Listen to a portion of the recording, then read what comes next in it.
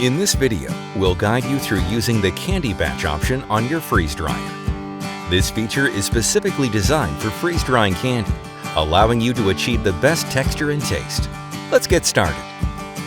First, power on your freeze dryer. Once it's ready, open the Harvest-Right app.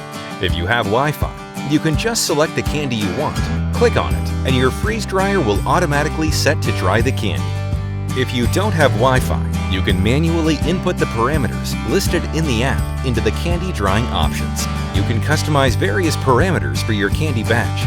Look for the Candy button. Tap it to access the Candy Batch settings. Start by naming your batch to keep track of it easily. Next, set the tray loading temperature. This controls the temperature of the shelving unit after the pre-cooling stage.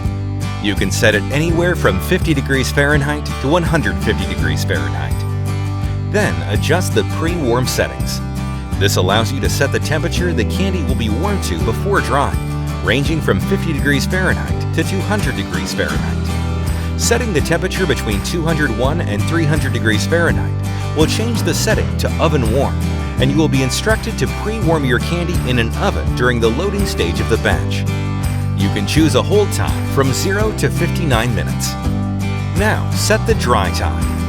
This controls how long the candy will be dry, with options from 15 minutes to 24 hours. You'll also set the drying temperature, which can be adjusted from 50 degrees Fahrenheit to 150 degrees Fahrenheit. Once you've adjusted all your settings, tap Save to save your candy setting and start to begin the batch.